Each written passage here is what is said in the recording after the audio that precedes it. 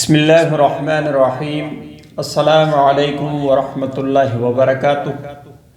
صدیم Islamic وظائف channel میں خوش آمدید۔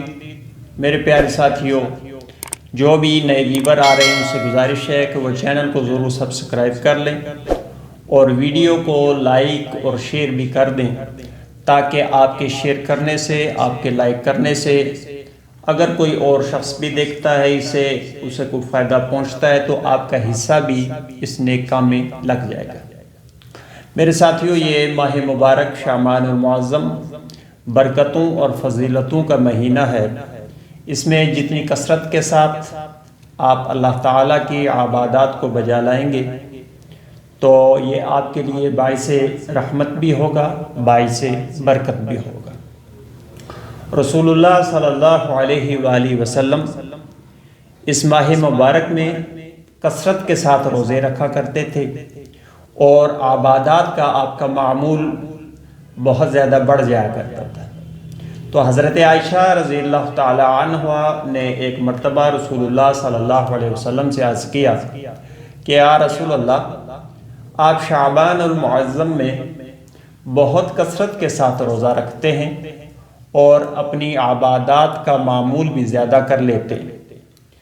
تو جواباً رسول اللہ صلی اللہ علیہ وسلم نے ارشاد فرمایا کہ عائشہ، میں رجب، شعبان اور رمضان میں روزوں کی کثرت کرتا ہوں، اور شعبان میں اس لیے میں روزے زیادہ رکھتا ہوں تاکہ آئندہ آنے والے مہینے میں جو رمضان کا آنے والا ہے تو اس کے لیے میں یہ چاہتا ہوں اگر میرے نامہ اعمال اللہ تعالیٰ کے پاس پہنچتے ہیں تو وہ اس حالت میں پہنچیں کہ میں روزے دار ہوں، یعنی میں اللہ تعالیٰ کے سامنے اس کی عبادت میں مشغول ہوں، تو یہ میرے لیے بہت زیادہ خوشی کا باعث ہے۔ تو اس لیے ساتھیوں، اس مہینے میں آپ نے بہت کثرت کے ساتھ اللہ تعالیٰ کی عبادات کرنی ہے، اور خصوصاً 13ویں اور 14ویں اور 15ویں رات کو آپ نے روزہ رکھنا ہے، دن کو روزہ رکھنا ہے، رات کو عبادات کرنی ہے، تو یہ بہت زیادہ برکت کا باعث ہوگا، پورا سال آپ کے رزق میں برکت ہوگی۔ میرے ساتھیوں، ایک مخصوص تسبیح آپ کی خدمت کے لیے عرض کر دیتا ہوں۔ رسول اللہ صلی اللہ علیہ وسلم کا ارشاد مبارک ہے کہ جو کوئی یہ چاہتا ہے کہ اس کے رزق میں برکت ہو، اس کے رزق میں وسعت ہو، تو اسے چاہیے کہ وہ استغفار کی کثرت کرے۔ جو ارشاد فرمایا ہے کہ اگر کوئی یہ چاہے کہ اس کا رزق بڑھے تو اسے استغفار کی کثرت کرنی چاہیے، یعنی اپنے گناہوں کی معافی اللہ تعالیٰ سے مانگنی چاہیے۔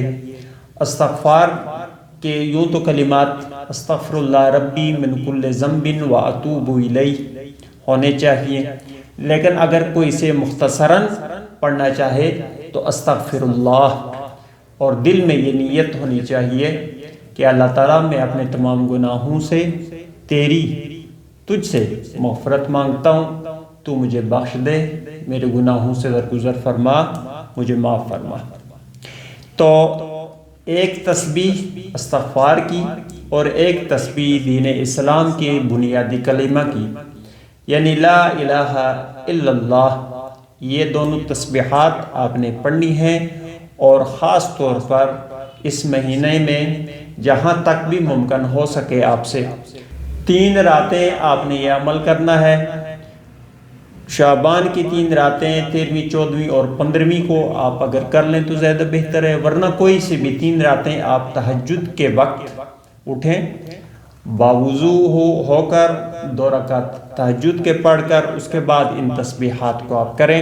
100 مرتبہ آپ نے استغفر اللہ پڑھنا ہے اور 100 مرتبہ لا الہ الا اللہ، اور لا الہ الا اللہ کی تسبیح کو آپ اگر اختتام اس کا کر رہے ہیں تو 100ویں مرتبہ آپ یہ ارشاد کریں کہ لا الہ الا اللہ محمد رسول اللہ۔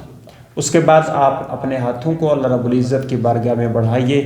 ہر حاجت کے لیے اکثیر عمل ہے، ہر مرض کی دوا ہے، ہر مصیبت سے جان چھڑانے کے لیے بہت اکثیر عمل ہے۔ میرے ساتھیوں، اس عمل کو آپ کیجئے انشاءاللہ تعالی۔